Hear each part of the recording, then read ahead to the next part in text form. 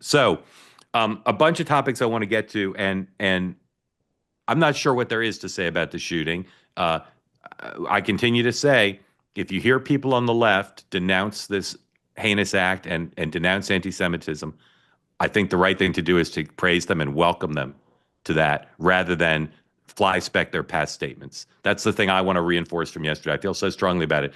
I heard commentary criticizing people on the left, and like Alex Soros is being criticized. Okay, now people say, well, he funds groups that in the belief of some are not helpful.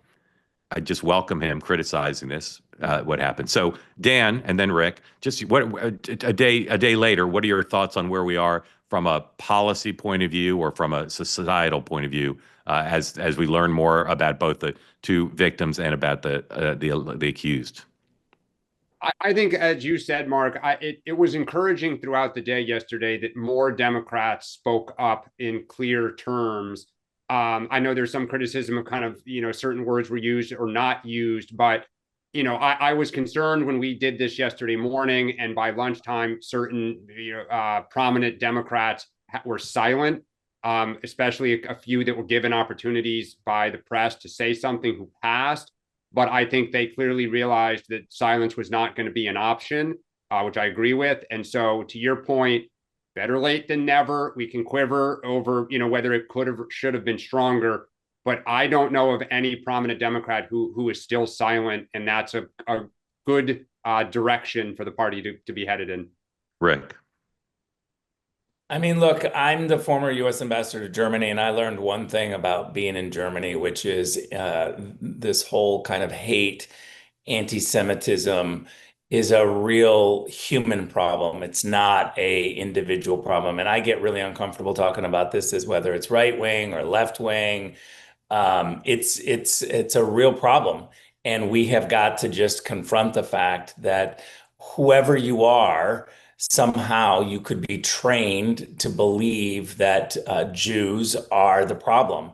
And we've got to confront that early on. And I think there's a whole bunch of NGOs and programs that actually try to bring Arabs and Jews and Christians, everybody together. I mean, look, I'm a Christian, and I can't help but think, Father Abraham, who is the father of all three religions, is the person that we should be looking at and trying to unite us. I spent a lot of time in Detroit, I think, as a lot of people know, in this last election, organizing Arabs and Muslims.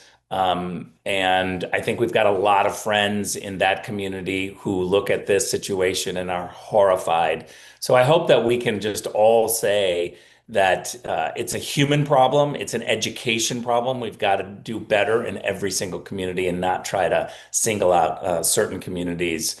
I think everybody has a problem with this. Yeah, amen. And this I totally agree with what you said. This strand of American leftist hatred of Jews is part of it, and it appears to be what's at issue here. So we'll keep talking about it. But Mark, can I add one thing? Yeah, We saw that in particular happening when I think it was the Charlotte Convention for the Democrats. I mean, that to me, it exploded into the front, and I thought, okay, we have a real problem.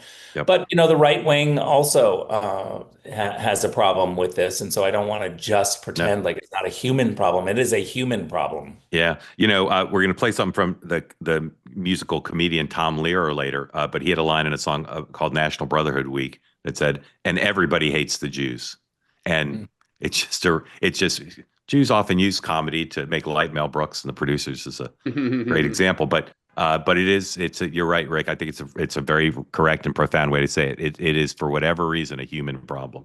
That was a delicious video experience. I think you'll agree. Now, what you need to do in return for getting to enjoy that is hit the subscribe button, be part of the two-way community, never miss a thing.